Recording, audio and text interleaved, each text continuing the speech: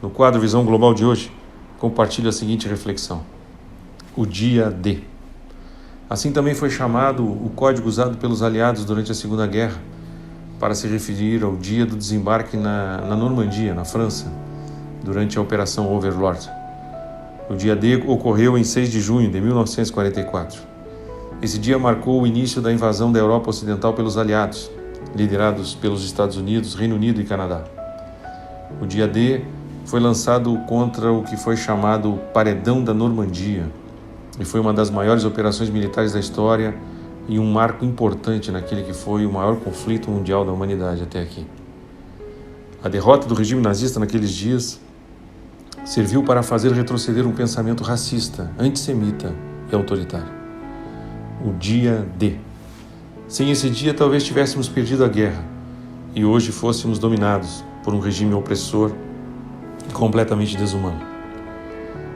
O tempo não permite, mas as atrocidades cometidas pelo regime liderado por Adolf Hitler são indescritíveis, e não me refiro exclusivamente à perseguição aos judeus, mas também aos negros, às pessoas portadoras de necessidades especiais e a outras minorias étnicas.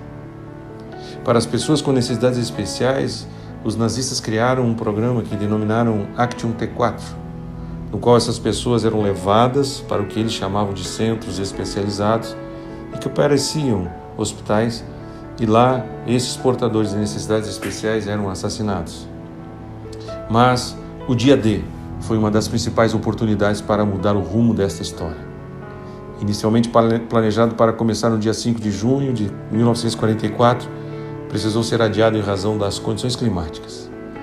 Milhares de soldados morreram nesse dia, heróis para a humanidade. Lutaram por eles e pelas gerações seguintes.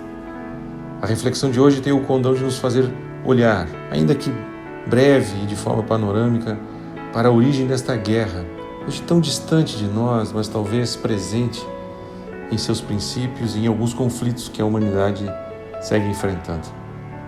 Para essa reflexão, lembramos que foi na Alemanha, na cidade de Mainz, por volta do ano 1440, que Gutenberg, conhecido como o inventor da imprensa, produziu Bíblias em escala pela primeira vez.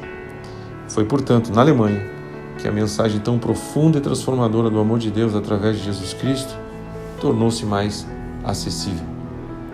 Também foi na Alemanha o berço de uma das primeiras constituições democráticas, a Constituição da República de Weimar. A Carta Magna da Alemanha foi adotada a partir de 11 de agosto de 1919. A Constituição de Weimar estabeleceu um sistema parlamentarista, com um presidente eleito, que garantia, entre outros, direitos e liberdades individuais.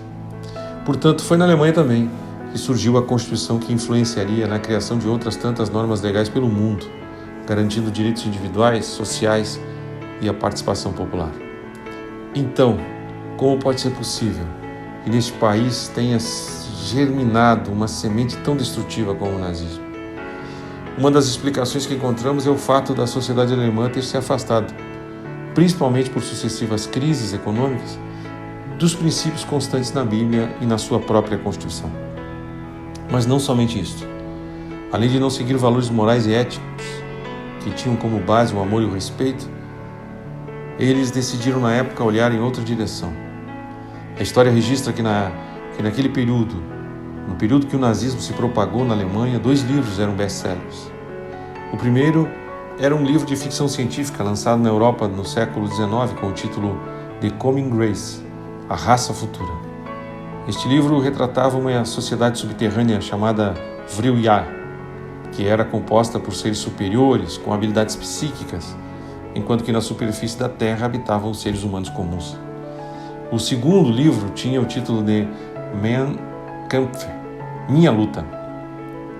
Escrito por Adolf Hitler, tinha 2 volumes. O primeiro era a sua autobiografia, e o segundo volume apresentava a ideologia nazista, incluindo suas teorias raciais e a ideia da superioridade humana.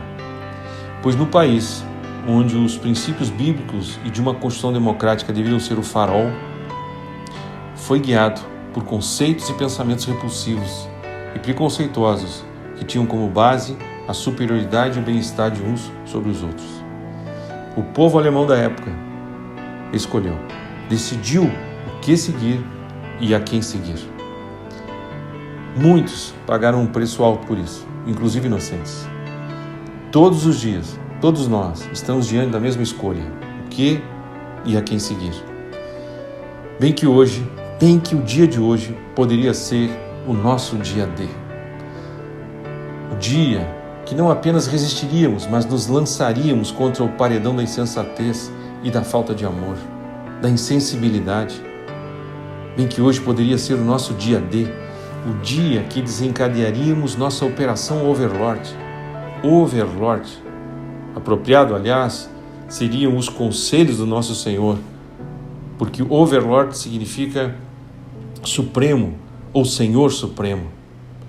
No meu livro de fé, o nosso Senhor inspirou o apóstolo Paulo para escrever: e a paz de Deus, que excede a todo entendimento, guardará os vossos corações e os vossos pensamentos em Cristo Jesus. Quanto ao mais, irmãos, tudo que é verdadeiro, tudo que é honesto, tudo que é justo, tudo que é puro, tudo que é amável, tudo que é de boa fama, se há alguma virtude, se há algum louvor, nisso pensai. O que também aprendestes e recebestes e ouvistes e vistes em mim, isso fazei, e o Deus de paz será convosco. Essa guerra que tenta separar casais, pais e filhos, famílias, amigos, vencemos pensando e praticando o que o nosso Senhor, Supremo Criador, escreveu na nossa Constituição de Fé.